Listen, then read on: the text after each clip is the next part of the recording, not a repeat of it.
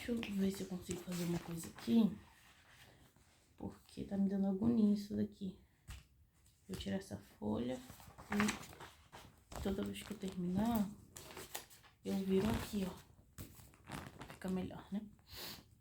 Então, aqui do ladinho, eu vou anotar pra que foi essa anotação, né? Que foi sobre a desontologização.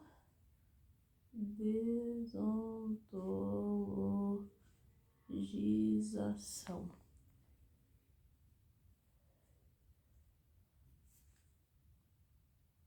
Pronto. Semiologização. O que é semiologização? Porque às vezes tem umas palavras difíceis nos textos e a gente tem que pesquisar para poder entender o contexto do que está sendo dito, né? Deixa eu ver. Ontologia, né? Ainda na parte de desontologização, é o ramo da filosofia que estuda o ser. Então, ontologia estuda o ser, né? Ontologia. Onde é que eu escrevo isso? Aqui, né? Ontologia.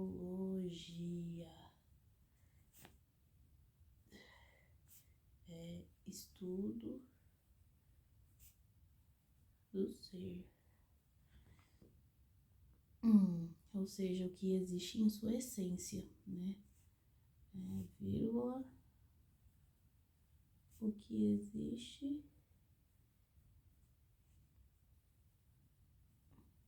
em sua essência. Quando se diz que algo tem um status ontológico, entende-se que aquilo faz parte da natureza das coisas, como se fosse natural e imutável.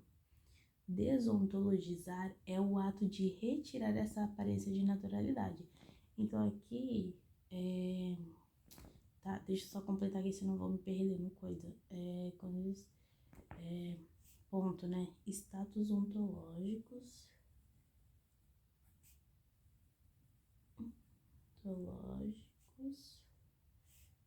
Ontológicos. Faz parte da natureza das coisas. Vou colocar algo, né? Que faz parte da natureza das coisas.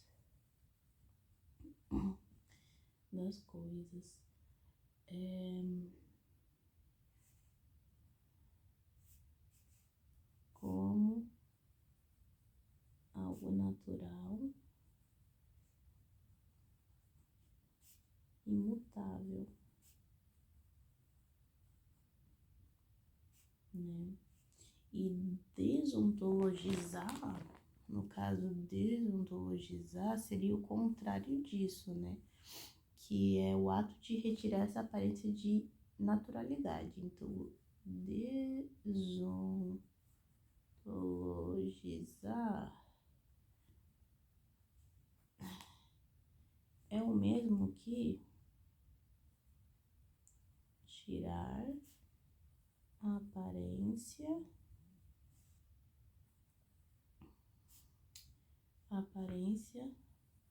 de naturalidade.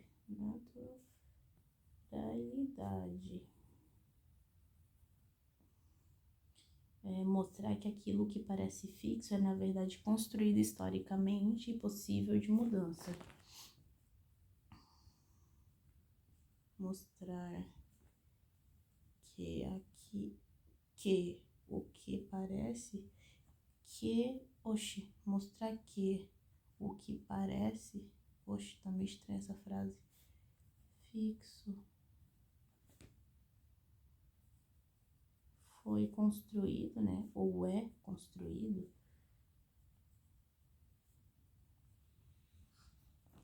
historicamente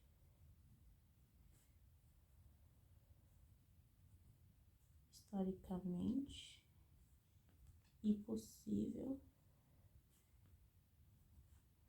de mudança. Ponto. Ok, perfeito.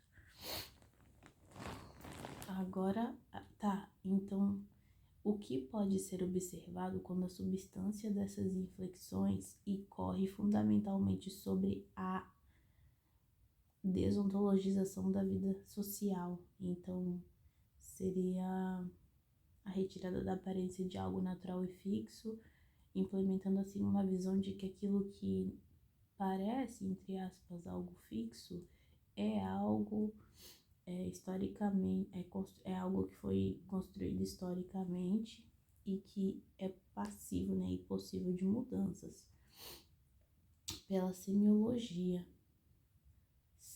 Semiologia, né? Semiologia. O que é semiologia?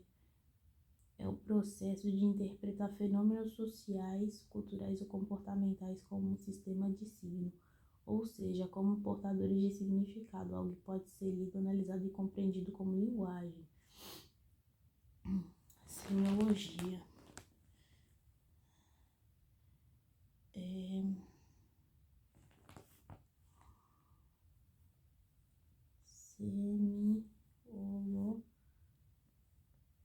Semiologizar.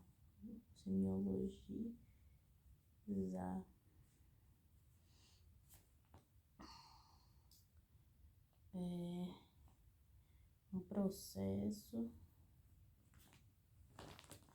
de interpretação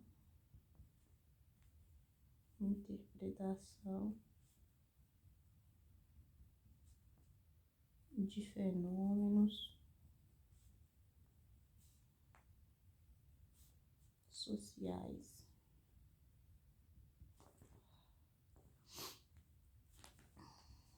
comportamentais,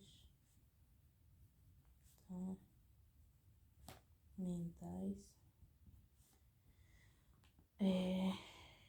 Como um sistema de signo, né?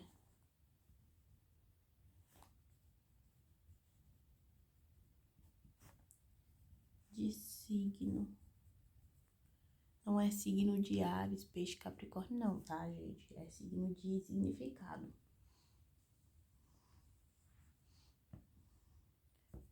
Portador de significado.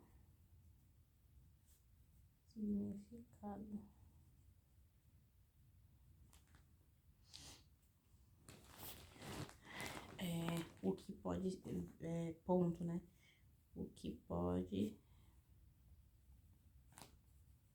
ser lido e analisado.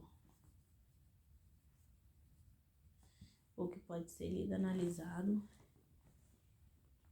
entendido como linguagem,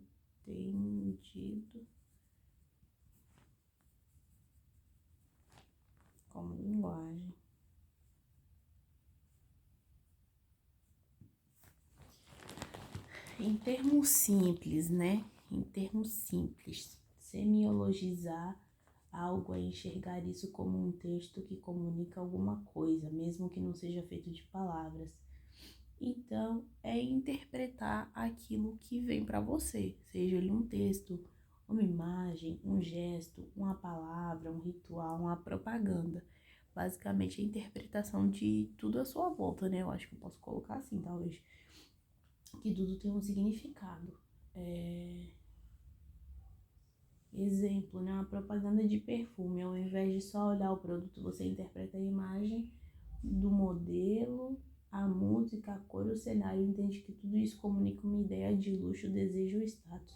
Uniforme escolar como exemplo. Ao invés de ser só roupa, ele é visto como um signo de disciplina, pertencimento e autoridade. Gostei desse exemplo. Gostei também do exemplo do exemplo do perfume, né? Vou colocar aqui, né? Vou colocar o do uniforme, que é mais curto. Uniforme. Vou colocar com as minhas palavras, né? Não é só uma roupa.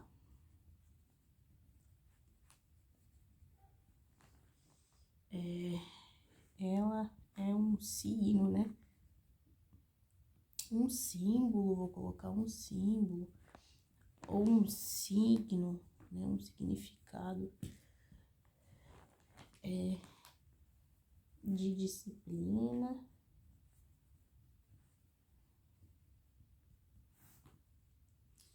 pertencimento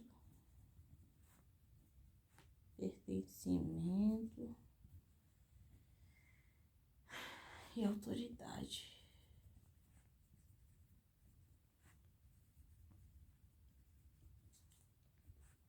Ponto. Eu não comecei, gente, eu tô na primeira página de texto mesmo, né? Gente, é por isso que eu falo. Eu, pra ler, demora muito. Olha as anotações que eu já fiz aqui. Entendeu? Eu não sou uma pessoa que consigo ler e entender tudo, não, gente. Pelo amor de Deus. Olha, parabéns se você consegue ver, porque até eu terminar isso aqui, até amanhã eu não vou conseguir terminar, tenho certeza, tá? Já são 11h36. Não tô nem na metade, ó. Olheira. Já tá tudo, entendeu? Continuar aqui, né? Então tá. Na vida pela semiologização da realidade. Então, seria pela interpretação da realidade, né? Interpretação. Eu vou, em cada palavrinha, eu vou, tipo, destacar uma, né? Que é o que diz. Interpretação. E daí, essa daqui é algo possível de mudança. Tá, perfeito. Então, seria pela interpretação da realidade, a recusa à perspectiva da totalidade social em favor do real, visto como um fluxo aleatório de fragmentos, a aceitação da imediaticidade mediante uma supressão. Tá vendo, gente? Andei de bulhufas.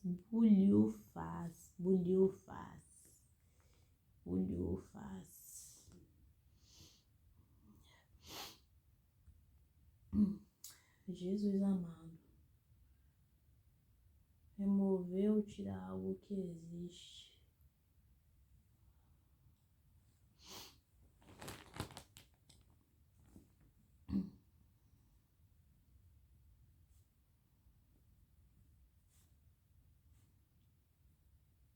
Remover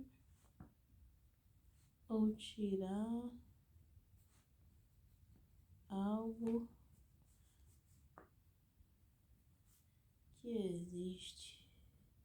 Eu tô aqui estudando para amanhã, mas eu nem sei se amanhã eu vou para aula, porque não deu certo a assembleia dos motoristas. Eia, não deu certo a assembleia dos... Olha, meu Deus. Não deu certo a assembleia dos motoristas.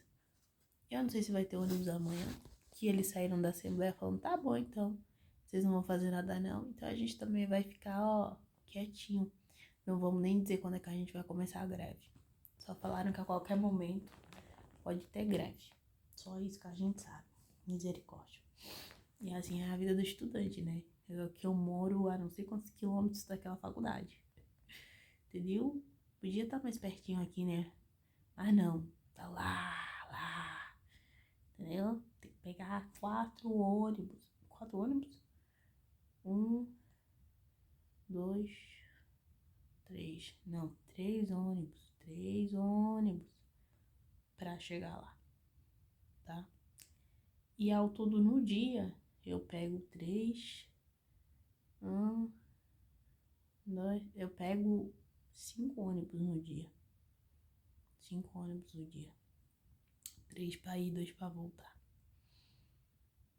Como é que pode? Mas não vou reclamar não que tem gente pior. Tem gente pior. Sempre tem gente pior do que eu. Sempre. Ai, vamos continuar aqui, senão não acaba hoje não. E esse nem é o objetivo. Eu só quero dormir, gente. Aceitação da imediaticidade mediante uma remoção, né? Retirada da distinção entre a aparência e a essência. A transgressão metodológica pautada no relativismo e no completa arbitrariedade, o fim, entre aspas, da metanarrativa. O que é metanarrativa?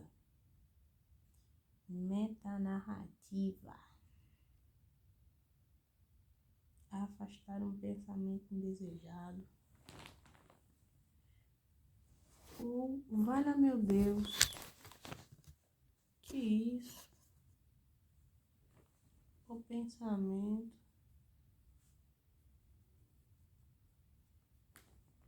indesejado.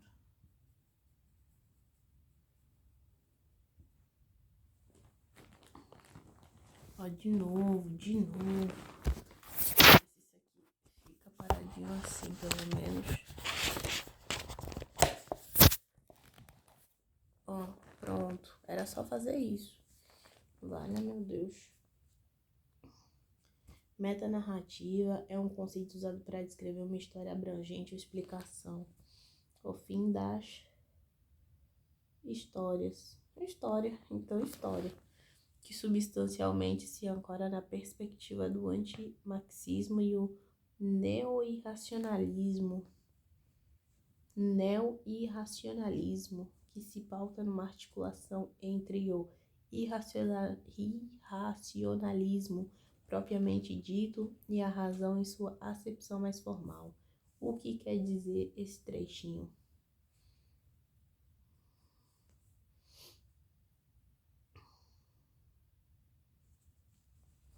Esse trecho está falando sobre o neo-irracionalismo, que é uma forma moderna de pensamento que se tenta combinar dois polos aparentemente opostos.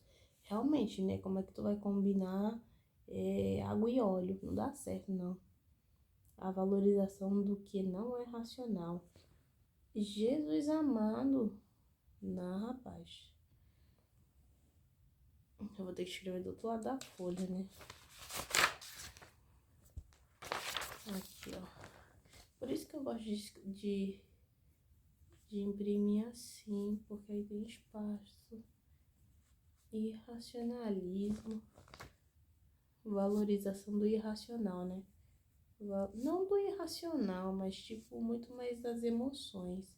Valorização das emoções.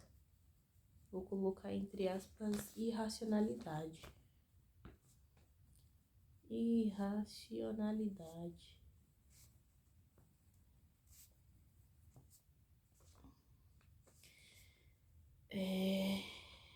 Experiência sensorial.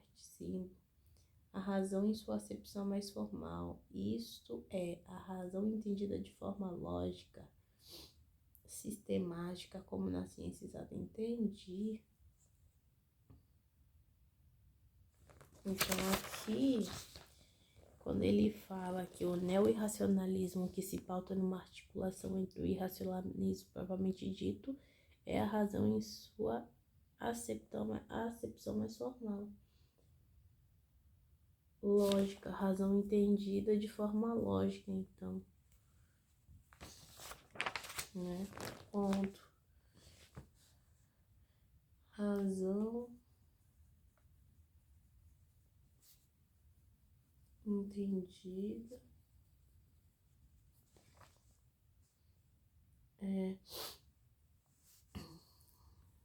de forma lógica.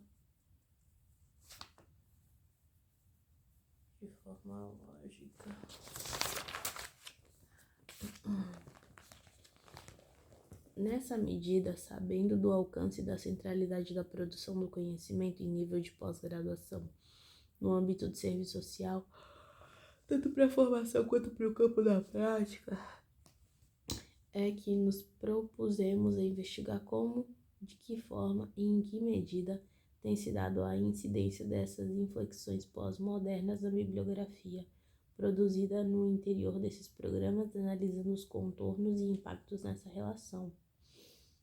Tá? Necessário fazer-se esclarecer que o nosso objetivo não é apontar para uma crise na formação e do projeto profissional, mas incorporação mas a incorporação tanto a crítica e arbitrária quanto consciente da ideologia pós-moderna no interior do serviço social pode significar, em longo prazo, um processo regressivo em termos de formação, projeto e consciência. Sim, né? Provavelmente. Consciente, ideologia pós-moderna. Ideologia pós-moderna. Vamos ver o que esse povo pensava nessa ideologia pós-moderna. Eu já não tô nem mais raciocinando mesmo. Vamos. Ideologia pós-moderna. Eu não tô nem usando caneta. Eu tô usando já lápis. Eu não sei se isso eu já desisti, né? Relativismo de verdade. Rejeita a ideia de uma verdade universal. Ó, rejeição da ideia ou de uma verdade universal. Outra, desconfiança de metanarrativa. Aí pronto, agora estão se ligando, né? Critica explicações totalizantes. Critica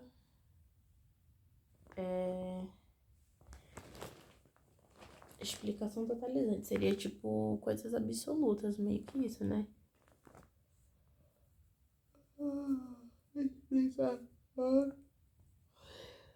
Totalizantes. Ai, gente, alguém me dá uma dica de como ler e absorver as coisas sem eu precisar demorar, tipo, 1 hora em cada página. Porque, gente, é triste, tá? É muito triste isso. Você lê e você não conseguir passar de 5 páginas, sabe? De 5 folhas. Porque a cada folha que você tá lendo tem uma coisa que você tá anotando. Ah, tá, uma palavra ou outra que você não conhece, tudo bem você anotar, mas, meu Deus, gente, não dá não. Assim não rende, eu não consigo ler tudo. Eu preciso de uma dica, gente. Preciso de dica. Ai, senão eu vou ficar assim até o final da graduação. Não dá não, gente, dá não. Exemplo, religião, ciência, oxi. Absoluta, né? Coloco a ciência absoluta. Ideologias políticas. Ideologias políticas.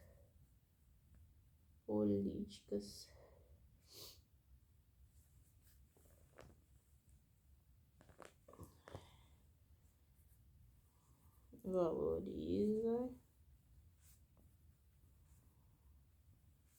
narrativa local, né?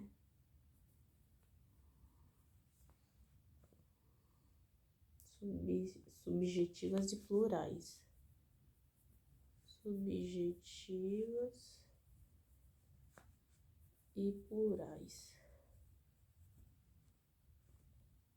Identidade como construção social.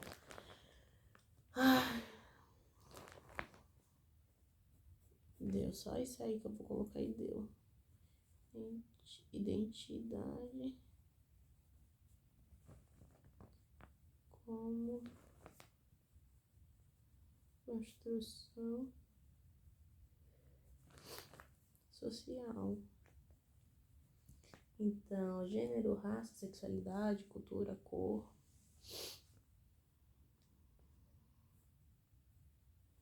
Gênero, raça, cultura, sexualidade.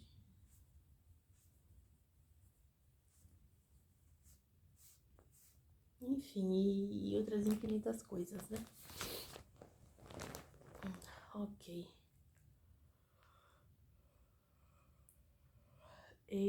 Ideologia pós-moderna, cadê?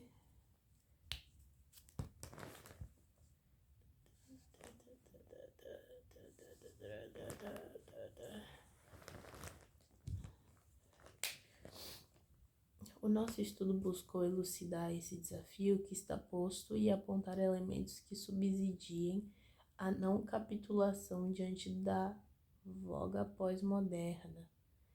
Voga pós-moderna. O que seria uma voga pós-moderna? Voga. Oxi.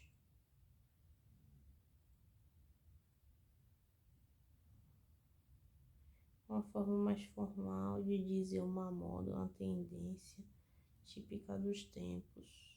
Uma tendência, então, né? Seria: o nosso estudo buscou elucidar esse desafio que está posto e aponta elementos que subsidiem a não capitulação diante da tendência pós-moderna. Meu filho, use palavras simples, tá? Tendência. É muito bom, tá, gente? Na verdade, que amplia bastante o teu vocabulário. Pós-moderna, reafirmando a direção social e estratégica do atual projeto ético-político da profissão. Aliás, eu quero imprimir esse projeto ético-político, viu? Pra mim, porque de tanto que fala desse projeto ético-político, gente. Vamos lá. Entendendo a necessidade radical de enfrentamento ao projeto de dominação, exploração, alienação do capital e das consequências nefastas ligadas a ele, e que, a nosso ver, no atual contexto, tem de ser tanto de forma endógena quanto exógena à profissão. Eu já ouvi essas duas palavras, agora o que são, não faço a mínima ideia. Endógena e exógena, o que é? Entendeu? É assim a gente vai aprendendo. Endógena é aquilo que vem de dentro, aquilo que vem de fora.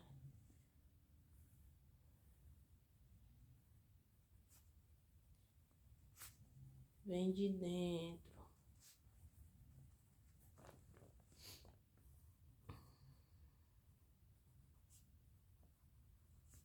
Vem de fora. Né? Só a origem, no caso, né? Origem. Tá bom. Então, tem de ser tanto de forma interna quanto externa à profissão. Maravilha, maravilha, maravilha, maravilha. Considerando os procedimentos metodológicos que nortearam o nosso trabalho, observamos que o método de investigação não se limita a um conjunto de regras formais de análise externa ao objeto que se pesquisa, e sim uma relação que nos permite aprender a sua dinâmica. Ó, uma citação do Paulo Neto. Vou até marcar, ó. O método de investigação não se limita a um conjunto de regras de análise externa ao objeto que se pesquisa, e sim uma relação que nos permite aprender sua dinâmica, né? Partindo dessa perspectiva, adotamos como nosso método de análise o materialismo histórico dialético. Perfeito. Compreendendo que este se fundamenta na concepção de que os fenômenos da realidade não são partículas isoladas ou justapostas. Aí, ó, fazendo associação, é biologia, que lindo! Mas sim compõe um todo integrado e orgânico que se define como uma totalidade concreta, processual, histórica. Isso aqui eu vou até marcar aqui o meu marcar texto amarelo, clássico. Que coisa linda. Não vou nem fazer nenhuma anotação minha assim, porque já se auto-explica, né? Nessa direção, e para conhecermos determinado objeto de análise, é preciso compreendê-lo em toda a sua complexidade e processualidade. Compreendê-lo em toda a sua complexidade e processualidade. Isto é, aprendendo a partir de sua dinâmica histórica, contraditória e movente, e a partir de sua relação com o todo. Perfeito. Como entender que as pessoas são tão alienadas e cansadas se a gente não entende a base e a raiz dessa alienação e cansaço? Eis a questão. Fica como reflexão, tá? Visto que a realidade não é um ser petrificado, mas um organismo capaz de mudar constantemente, submetido a processos de transformação. Que lindo! Eu vou até marcar com outra cor de marca-texto. Se eu tiver, né? Ó, eu tenho verde e eu tenho rosa, gente. Não sei qual que eu uso agora. Acho que eu vou usar o verde, né? Clássico. Deixa o rosa pra outra vez.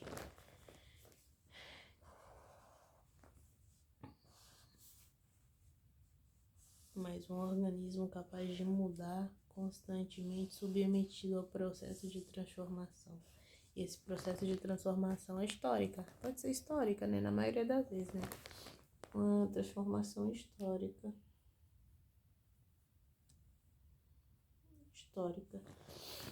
Necessitando assim de aproximações sucessivas ao fenômeno investigado, bem como de um processo de síntese, para que se aprenda as múltiplas mediações que levam ao conhecimento do fenômeno, de sua aparência e sua essência. Com base nessas afirmações, assinalamos a relação dialética entre o processo de conhecimento e a própria realidade, que, se apanhada, nos permitirá aprender os fenômenos da realidade, posto que o ideal não é mais do que o material transposto para a cabeça do ser humano e por ela interpretado. Oxe, não entendi. O ideal não é mais do que o material transposto para a cabeça do ser humano e por ela interpretado. Oxe. O que quer dizer o seguinte trecho? O ideal não é mais do que o material transposto para a cabeça do ser humano e por ela interpretado. É do Marx, de 1998, página 28. Esse trecho expressa uma visão materialista da origem das ideias, muito ligada à filosofia de Marx, certíssimo. O ideal refere-se às ideias. Então, a ideia não surge do nada. Vamos tentar formular, né? A ideia não surge do nada.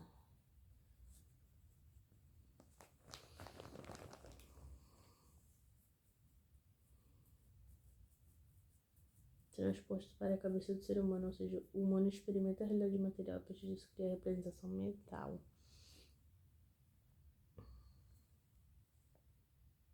Do nada.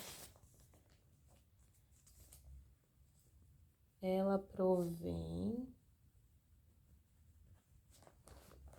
da experimentação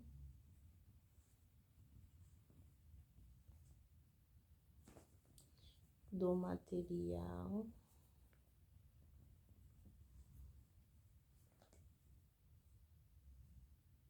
criando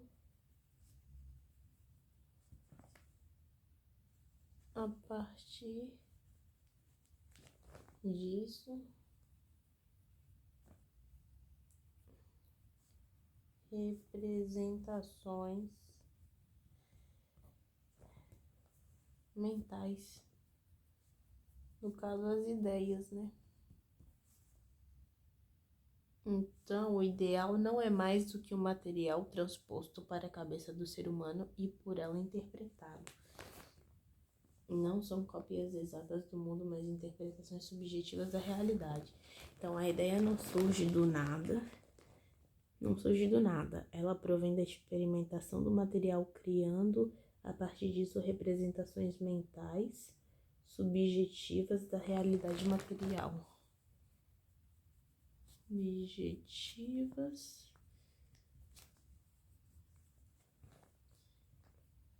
da realidade material.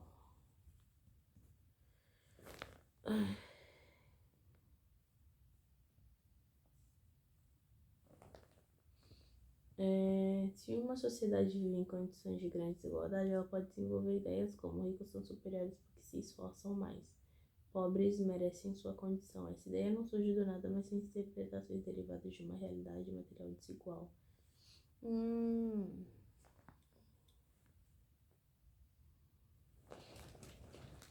Ai, Jesus não mata. Ai, não quero mais. Tá, continuando aqui. Necessitando assim de aproximações sucessivas ao fenômeno investigado, bem como de um processo de síntese para que se aprenda as múltiplas mediações que levam conhecimento do fenômeno, de sua aparência à sua essência. Com base nessas afirmações, assinalamos a relação dialética entre o processo de conhecimento e a própria realidade, que, se apanhada, nos permitirá aprender os fenômenos da realidade, posto que o ideal não é mais, a ideia não surge do nada, ela provém da experimentação do material criado a partir disso, representações mentais subjetivas da realidade.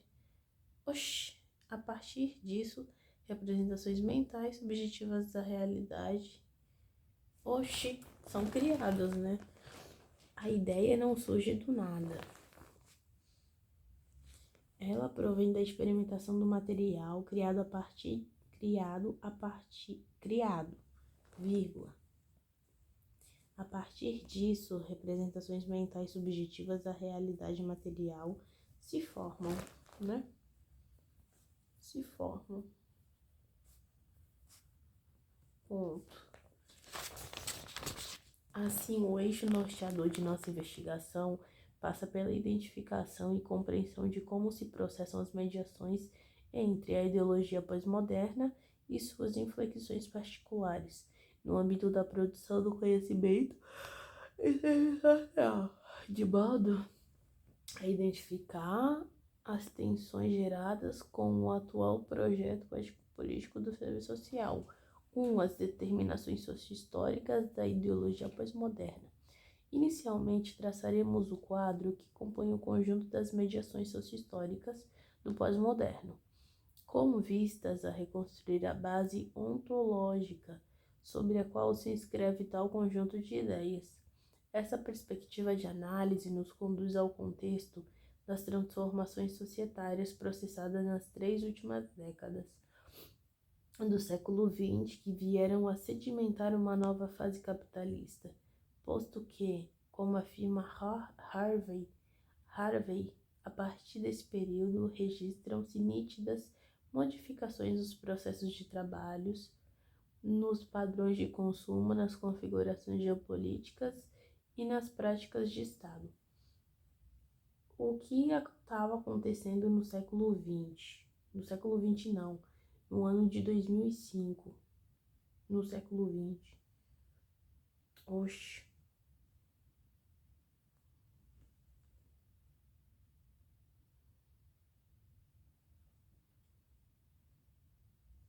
O que ocorria no século XX na forma dos processos de trabalhos, padrões de consumo e configurações geopolíticas da prática de Estado.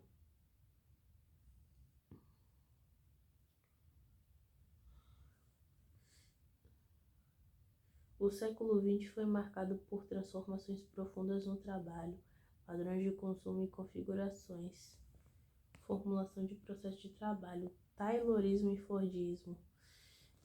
Jesus. Vamos lá, né? Essa é uma coisa, eu ia dizer complicada, né? Mas é necessário. Não é complicado, na verdade, né? Vamos lá, século XX. A gente tem que entender o contexto histórico também, né?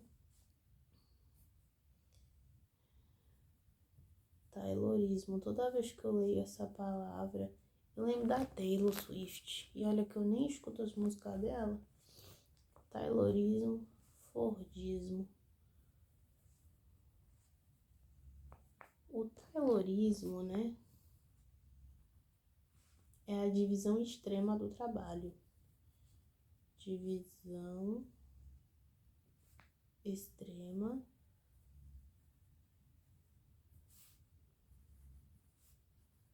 do trabalho. Cada trabalhador faz uma tarefa simples e repetitiva para aumentar a eficiência. Então, seria ponto, realização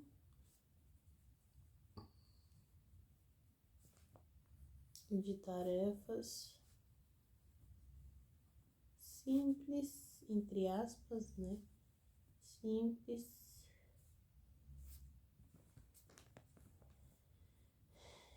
repetitivas,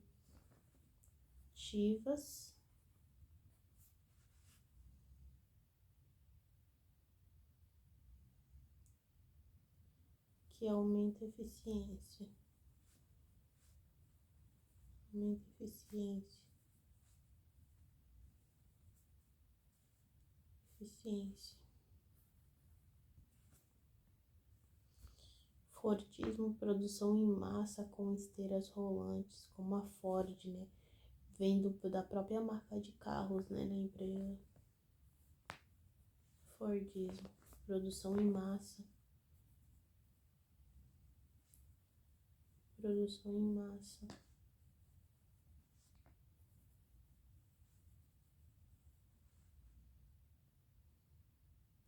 Com esteiras rolantes. Produção em massas, padronização, né? Padronização.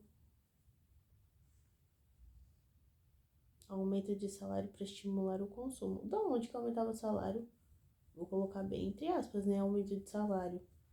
Aumento, entre aspas, bem grande, de salário. Ah, tá, para estimular o consumo. Mas mesmo assim, não era aquelas coisas, não. Para estimular consumo. Deixa eu ver aqui que a minha queridíssima mandou mensagem.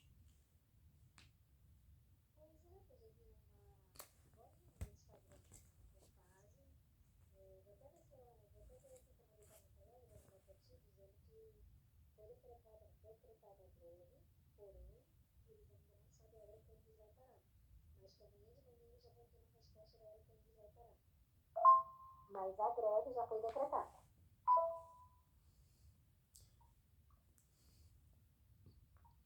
Tá certo, então, mulher. Muitas graças, viu? Eu tô aqui dando uma lida nos textos do Jaime para amanhã. Só que eu sou uma pessoa que para ler texto demora muito. Porque cada coisinha eu anoto, sabe? Tudo que eu não sei também eu rabisco, eu anoto. Daí eu tô agora na segunda folha ainda. Só Deus, viu? Bom descanso aí, se cuide. E vamos ver até amanhã, né? Vamos ver.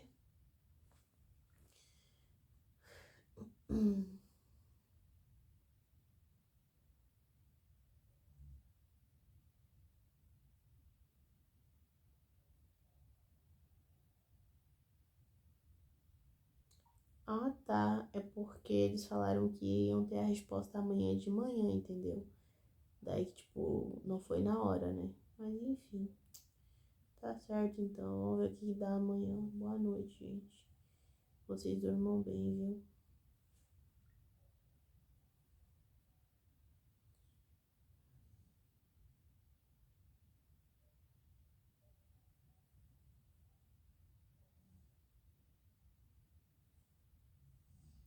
Bom, eu vou continuar aqui a leitura até umas meia-noite e 25, meia-noite e meia. Daí eu vou dormir, né? Porque a gente é ser humano. Ai, a gente é ser humano. Tô aqui naquela música. Sou humano e não consigo ser perfeito. Entendeu? Porque a gente se esforça bastante, né? Estímulo de consumo, né? De consumo. Consumo.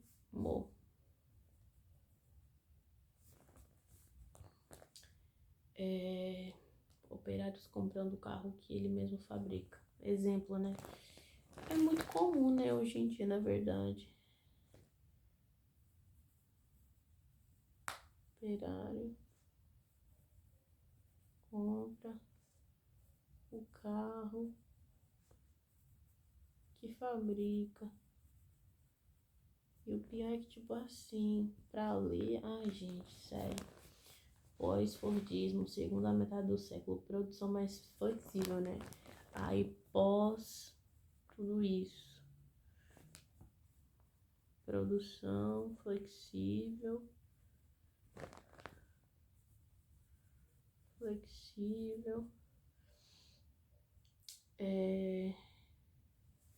Automatizada.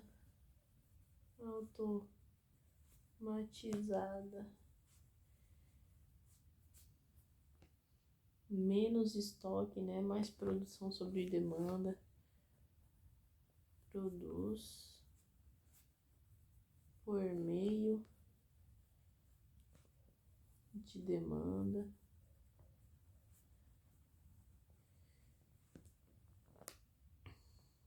Valorização da multifuncionalidade do trabalhador. Realmente, isso acaba com o trabalhador, minha filha. Multifuncionalidade.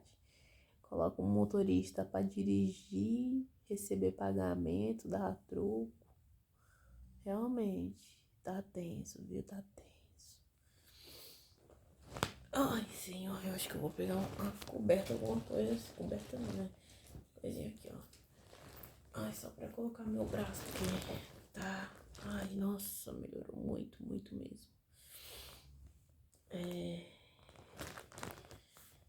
Denominada de demanda.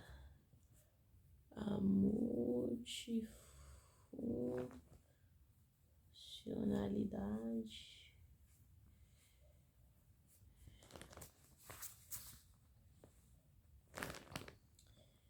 do trabalhador. Foi aí que o trabalhador surtou, viu? Foi aí que ele surtou de vez. Crescimento do setor terciário. A terceirização, né, uai? E terceirização.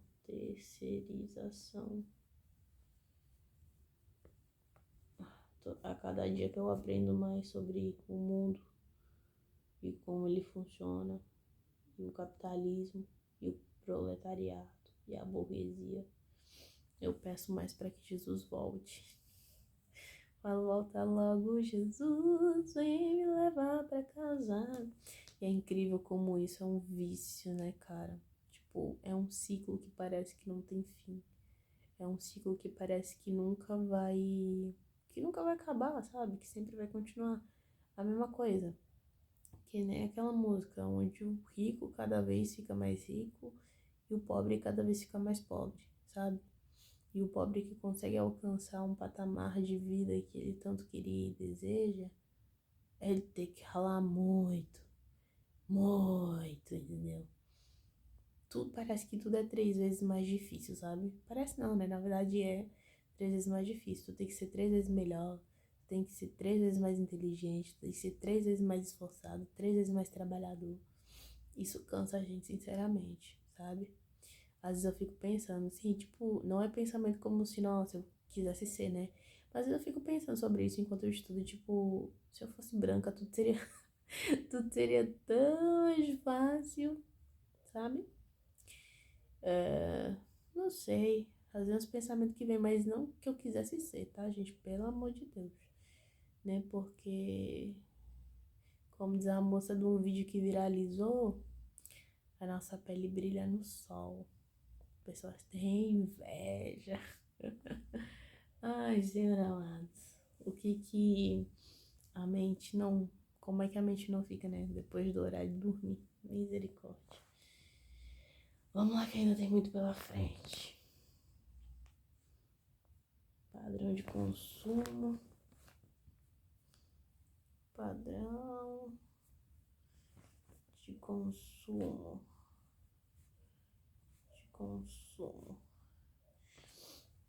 Deixa eu ver, expansão do consumo como forma de vida. Consumo como forma de vida, vou colocar. Consumo como forma de vida.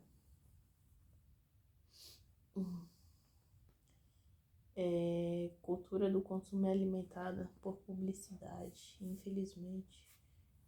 Cultura do consumo. Isso eu não preciso nem escrever. Globalização. Esse padrão de consumo é pós Segunda Guerra Mundial ainda, minha filha. Pós Segunda Guerra. Que eu posso puxar uma flechinha, né? Segunda Guerra. Aí vem a globalização e cultura do consumo, né?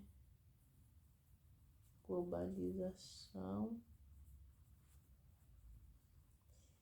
cultura do consumo. Gente, recentemente eu estava estudando sobre capital cultural. Muito legal, tá, gente? Muito legal. Recomendo. Te faz pensar sobre muitas coisas. Sobre o que é considerado chique, elegante, sofisticado, e o que é considerado banal, inútil, menosprezado, sabe? É muito, muito legal, recomendo. Final do século. Final século XX. Marcas globais, né? Marcas globais. A gente tá no século XXI, então, né? Ideia passa a ser expressa pelo consumo. Você é o que você consome. Você é o que consome.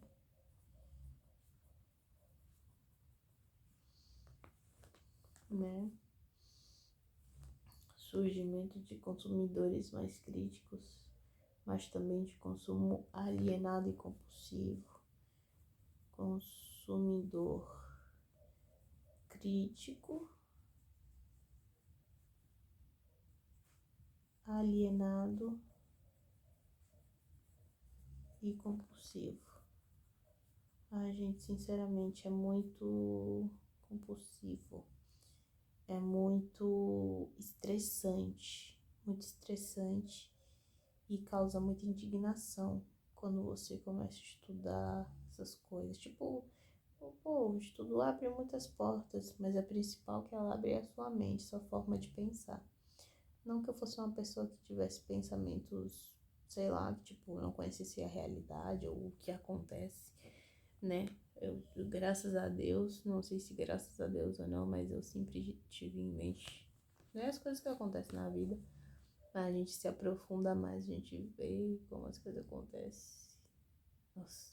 E a gente tenta sair desse ciclo, mas a gente tá tão imerso e inserido nesse ciclo social, de consumo, de alienação, sabe? De compulsão, que a gente não sabe mais como sair disso. Tipo, se eu for morar no meio de um mato só, né? Tá louco.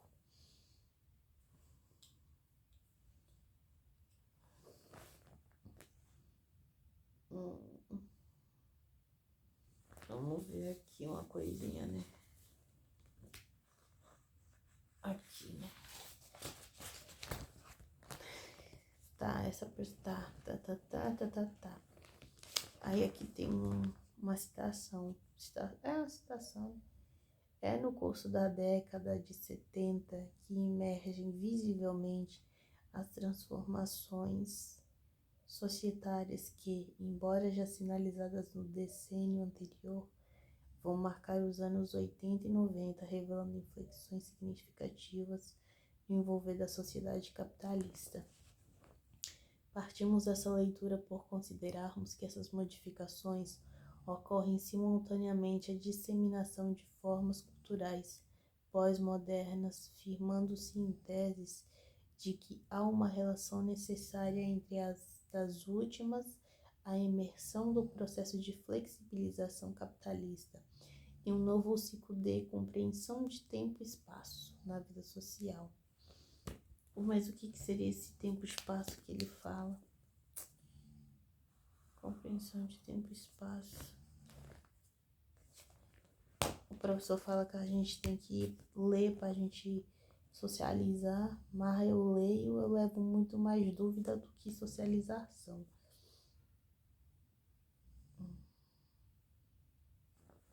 Apesar de terem processado alterações substanciais e assim inaugurado um novo estágio da história do capital,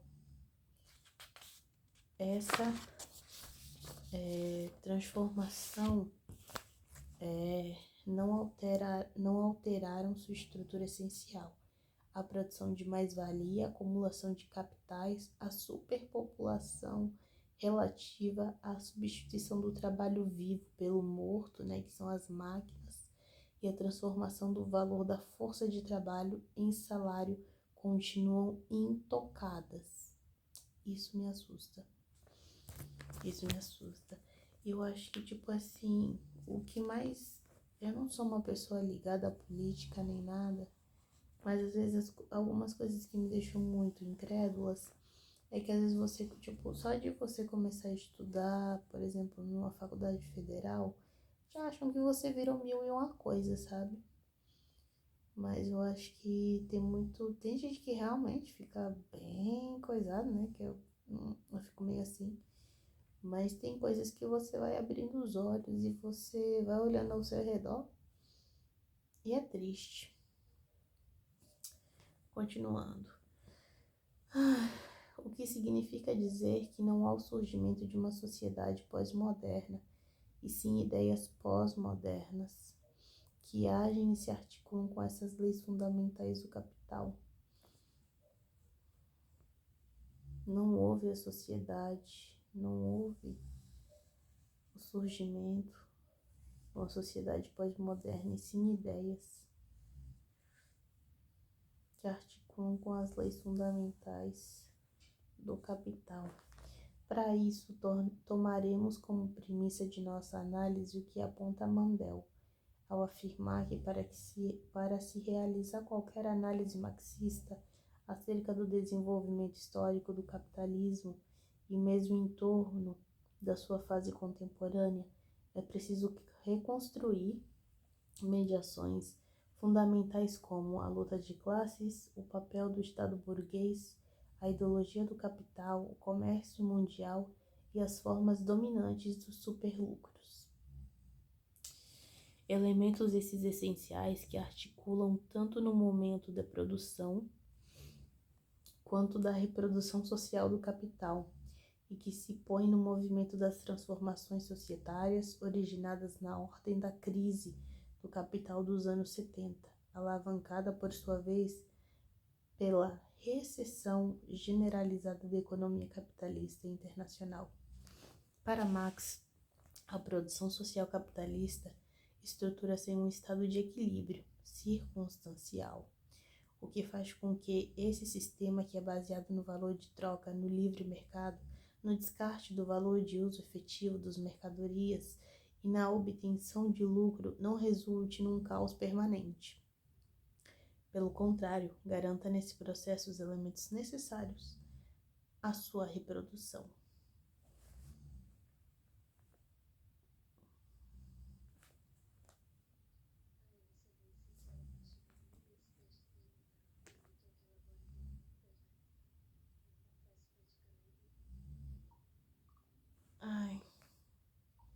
Ai, mulher, eu tô aqui, mas eu tô jogada na cama, com a cabeça no travesseiro e a folha aqui do lado.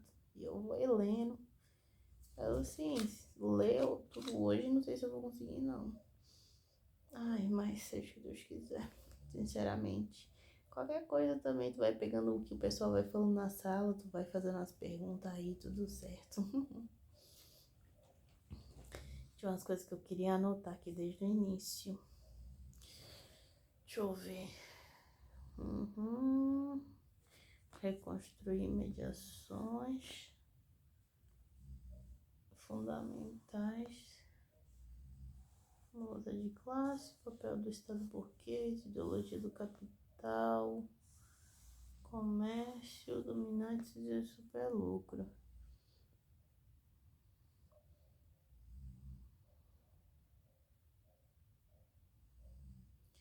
reforma societária, alavancar a economia capitalista internacional. Para a máquina da produção social capitalista estrutura-se um estado de equilíbrio.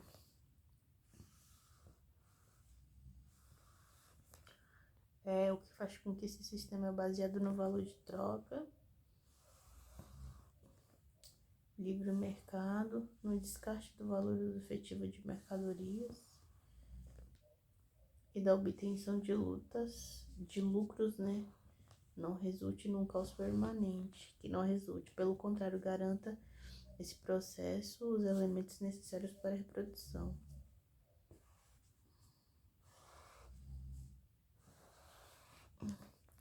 Todavia, a produção capitalista não está totalmente subordinada a essa noção de equilíbrio. Na verdade, ela mantém, segundo Mendel, uma relação dialética entre períodos de equilíbrio e desequilíbrio, sendo cada uma negação do outro, o que aponta para a suscetibilidade do capitalismo à crise, conforme Marx, não só em decorrência do processo produtivo em si e suas arbitrariedades, mas também em virtude da discrepância entre o desenvolvimento da força produtiva e o desenvolvimento do consumo de massa descompasso e inerente à própria natureza do capital. Então, o processo produtivo não só em decorrência do processo produtivo em si, mas também a discrepância entre o desenvolvimento da força produtiva e o desenvolvimento do consumo em massa. As condições de exploração direta e as de realizá-la não são idênticas, diferem não só no espaço e no tempo, mas ainda logicamente as primeiras são limitadas apenas pela força produtiva. Força produtiva da sociedade e suas últimas relações proporcional entre os vários ramos de produção e o poder de ser consumo da sociedade.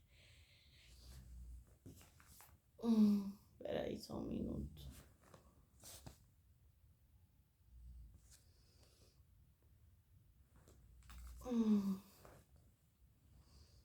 Poder da sociedade, mas essa relação não é determinada pelos potenciais de produção e de consumo, tomados em termos absolutos, mas pelo potencial de consumo baseado em condições antagônicas de distribuição que reduzem o consumo da grande maioria da sociedade a um mínimo que varia dentro de limites mais ou menos estreitos. Isso aqui eu não entendi não. Vou ter que pedir pro ChatGPT explicar. Vale, meu Deus.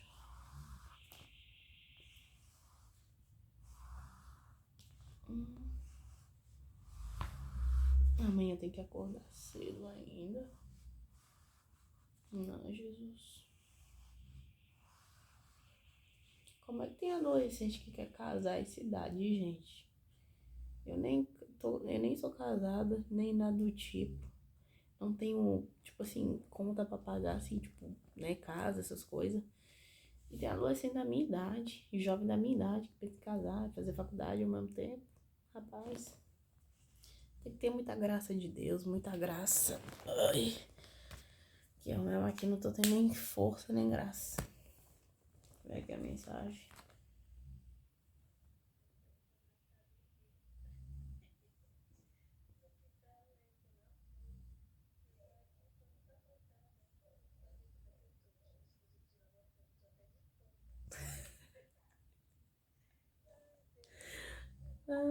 Vale, meu Deus, mulher, tá de touca. Eu tô dormindo ultimamente, é de moletom, na verdade. Ora, oxi, o frio pegou bem pegado aí então, né? Jesus. Aqui eu tô de moletom, duas cobertas só. Aí de noite, se me dá frio, eu acordo e pego mais uma.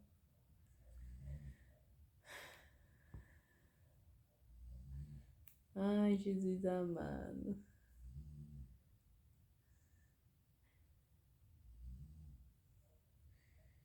Essa Simone, viu? Tá louco.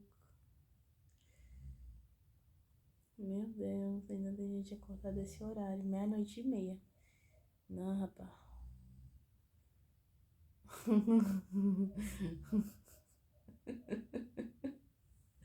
As mensagens, gente, que tá escrito. Ai, eu acho que não dá de ver, né? Ó, eu vou me matar e. Vou me matar, né? E mandar não mudou o vídeo. Ai, Jesus amado. Ai, ai, Simone, sinceramente, viu? Sinceramente.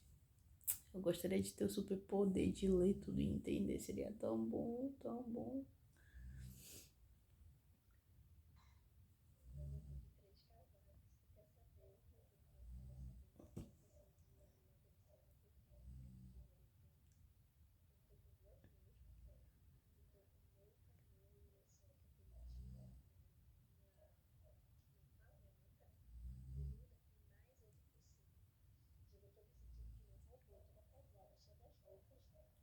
Vai, meu Deus.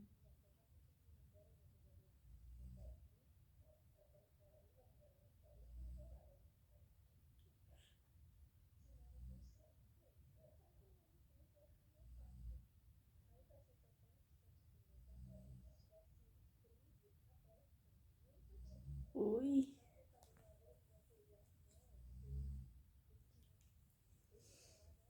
Hum. Meu Deus, mulher, tá louco? Tá morando dentro de aqueles freezer de comércio que põe carne, que põe as coisas, sabe? Maluco. Aqui em casa agora, graças a Deus, como tá no início do frio, né, do inverno, não tá tanto. Mas quer ver quando chega assim na época que é bem rígida, que é pior, sabe? E aí a casa, ela segura a temperatura, mulher.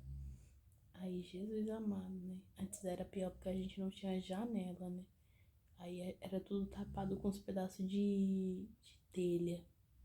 Agora, graças a Deus, a gente tem janela nos quartos.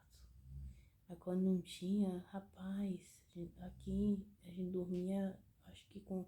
Eu dormia com as 5 cobertas, mulher. Né?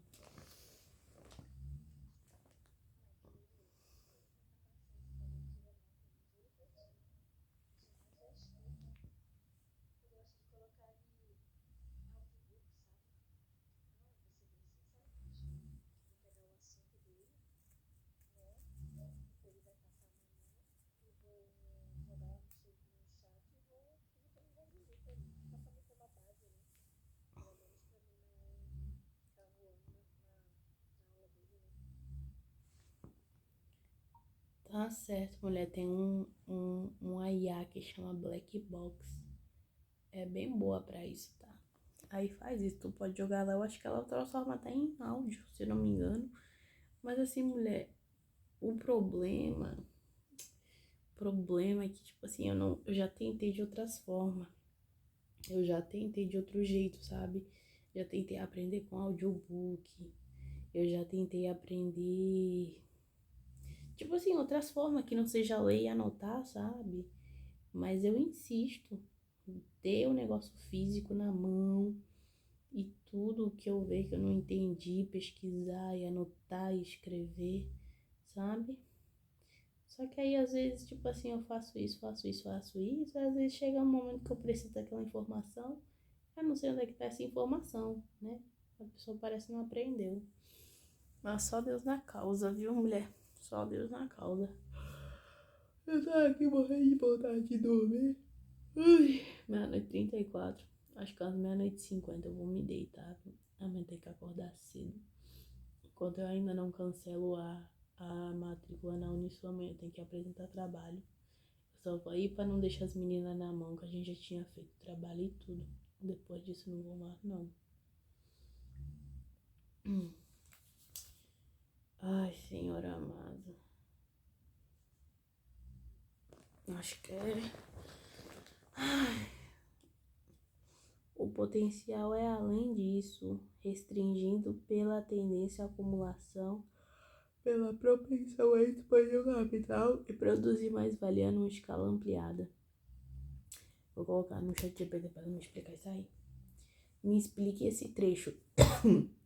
Ele diz assim, mas essa relação não é determinada pelos potenciais de produção e de consumo, tomados em termos absolutos, mas pela pelo potencial de consumo baseado em condições antagônicas de distribuição, que reduzem o consumo da grande maioria da sociedade a um mínimo que varia dentro de limites mais ou menos estreitos.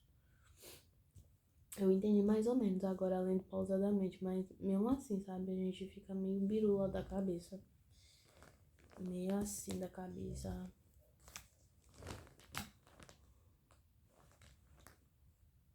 Tradução explicada, né? Essa relação não é determinada pelos potenciais de produção e de consumo tomados em termos absolutos. Ou seja, a primeira parte, no caso, né? Essa primeira parte do texto.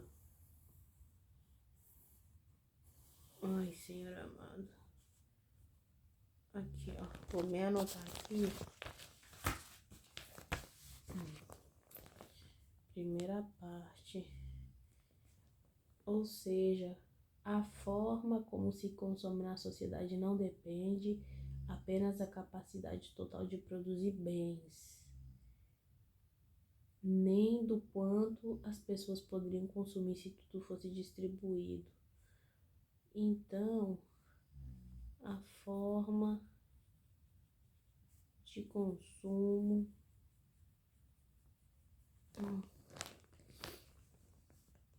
não depende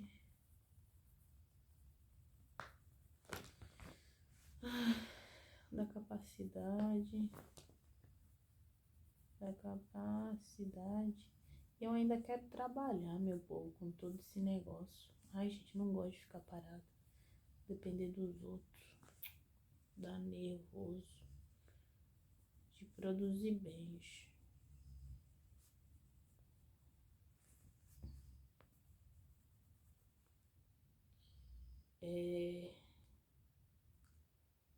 Nem do quanto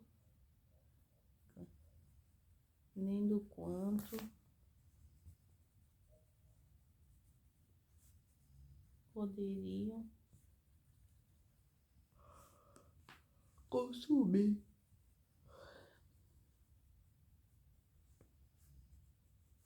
se fosse distribuído.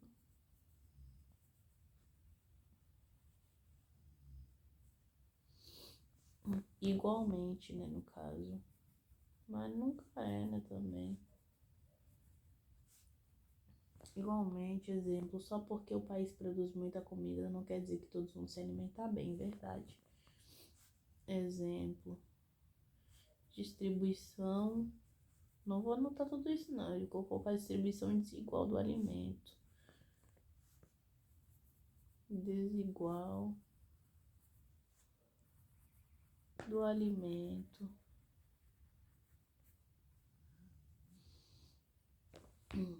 Mas pelo potencial de consumo baseado em condições antagônicas de distribuição. Outra parte aqui, ó. É a parte 2. Que eu vou fazendo assim, né? Vai. Aqui. A parte 2. Que a gente vai explicando aos pouquinhos aí. O que realmente determina o quanto as pessoas consomem são as formas desiguais de distribuição da riqueza. A forma desigual da distribuição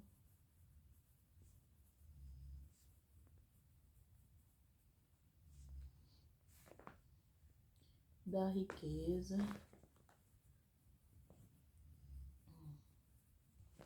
determina a forma de consumo. Determina a forma de consumo.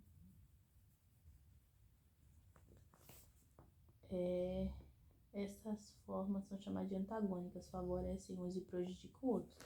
Exatamente. Que reduz o consumo ao estreito. Essa outra parte aqui, ó. Aqui, ó. Terceira coisa. Deixa eu ver o que a mulher mandou mensagem aqui.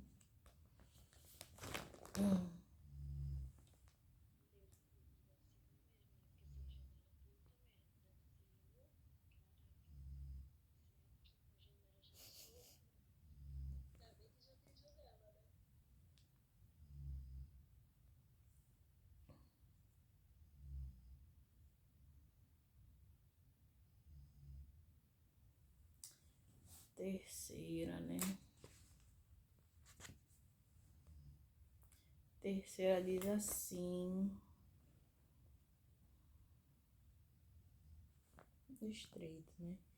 A consequência dessa desigualdade é que a maioria da população só consegue consumir o básico.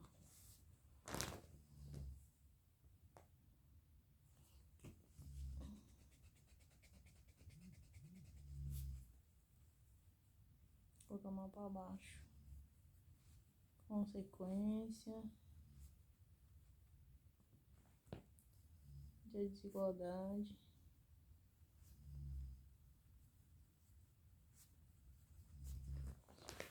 maioria consome ou nem consome, né?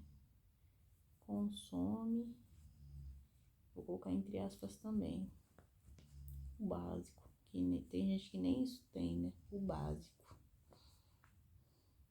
E mesmo esse mínimo varia pouco. As condições de vida não melhoram muito para a base da sociedade. Verdade. As condições de vida não melhoram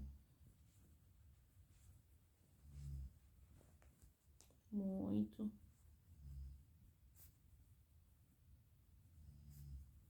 a base da sociedade que mantém ela de pé, né? Ai, olha, meu Deus, já tá 1 hora aqui já.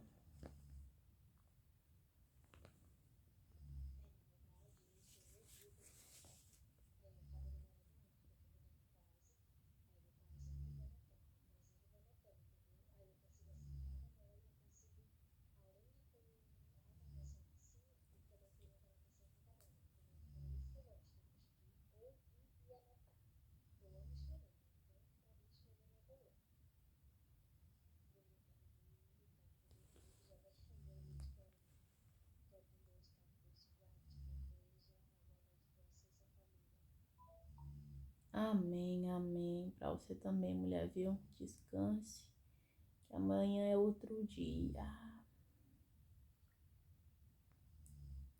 Eu não aguento mais. Não, não, não, não, não. Eu tô o pó da rabiola. Eu vou postar essa fotinha aqui, ó. Ai, Jesus amado. Ah, vou postar não. Ai, gente, eu ganhei um presentinho tão bonito da minha amiga, ó.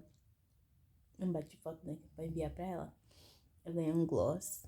Coisa mais linda. Eu tava com ele na boca. Eu ainda tô com ele na boca, ó. Potente, viu? E uma máscara. Uma máscara de zebra. Ó. Coisa mais linda, gente. Amei. E daí eu tinha batido foto pra ela, né? Mostrando. Que é como dá pra ver que o gloss aqui. Coisa mais linda. Ai, gente. A gente vê que a gente já não tá muito batendo a cabeça quando a gente não tá mais fazendo. Eu vou só terminar de ler esse aqui. Até aqui, né? E eu vou dormir. Pronto. Vou dormir. E tudo certo. Resumo da ideia, basicamente, é que mesmo que a sociedade tenha capacidade para produzir muito, o consumo é limitado pela desigualdade. Então, um breve resumo, né, de tudo isso aí. Resumo. Ó, mesmo com a grande produção,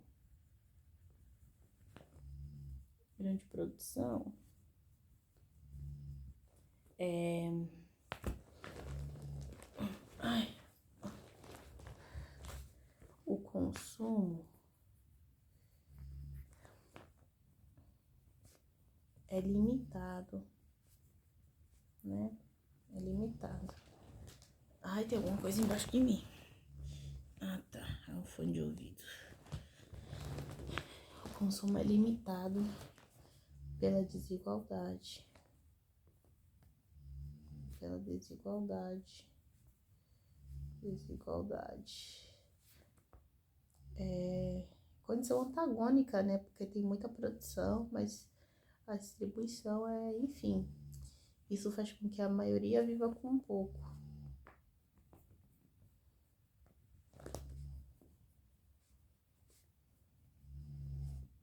Com que a maioria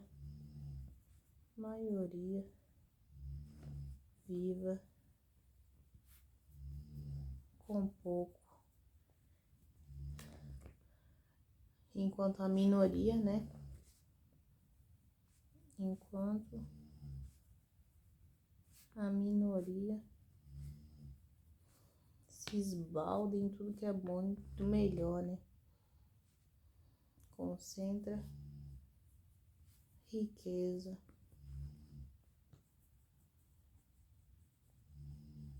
e consome em excesso. É triste isso. Muito triste. Aí você começa a entender a pobreza, né? Que é a pobreza. A produção coletiva é desigual, mas a distribuição é desigual. A produção é coletiva, mas a distribuição é desigual. O sistema cria abundância para poucos e escassez para muitos. O problema não é a falta de recursos, mas como elas são divididas. Aí o nosso querido Marx vai falar isso que eu acabei de falar, né? Que é produção coletiva,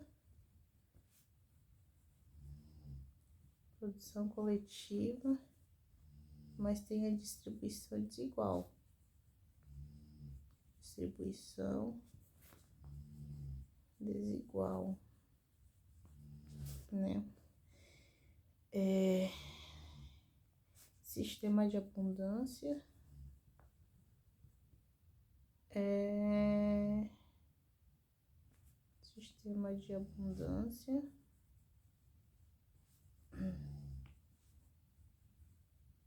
para poucos, né? Para poucos. E o outro o problema não é a falta de recurso, mas a forma que ela é distribuída, né? Forma de distribuição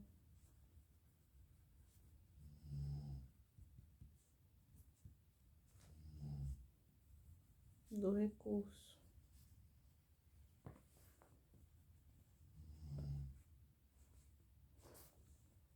Não se há pouco ou muito, né? Só que já foi uma folhinha de anotação, viu? Ai, deixa eu ver.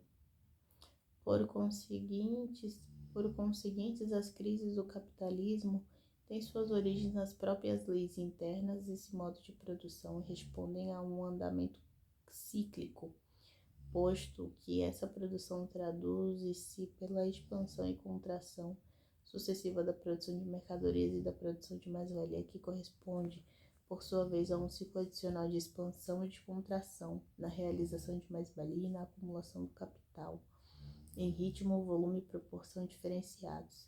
São exatamente dessas discrepâncias entre a produção de mais-valia e sua realização, e entre a realização da mais-valia e a acumulação de capital, que justificam as crises de superprodução.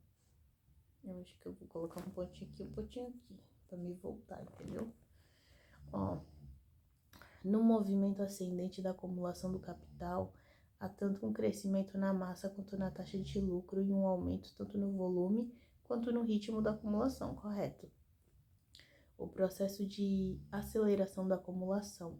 Já em um momento de crise, cai o ritmo de acumulação do capital, processo de desaceleração da acumulação.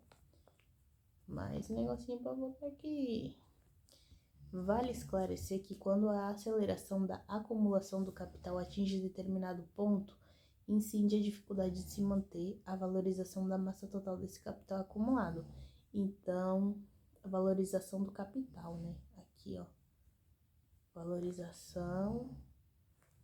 Aqui atinge a valorização do capital diretamente. É isso que está dizendo. Atinge a valorização do capital. acumulado, né? Quando a gente tem a aceleração da acumulação do capital.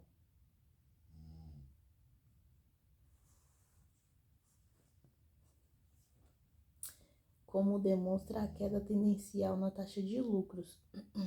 Nesse ponto, ocorre uma super acumulação, né? Que tem de mais, mas vende de menos, entendeu? Em que há muito capital disponível, no caso, muito produto, e assim não se pode atingir a taxa de lucro desejada, o que desencadeia o processo de desaceleração da acumulação, desvalorizando parcialmente o capital acumulado. Ó, isso aqui eu não precisei de ChatGPT para eu entender, viu? Entendi. E é nesse momento que ocorre o subinvestimento, quando será investido menos capital de um montante que se pode expandir com taxa de lucro, corrente e com o nível de produção de mais-valia, o que possibilitará o retorno da elevação da taxa média de lucro. E com isso a possibilidade novamente de intensificação da produção e acumulação de capital. Aí tudo voltou ao normal. Deixa eu ver como é que tá o outro lado, porque dependendo de como tá.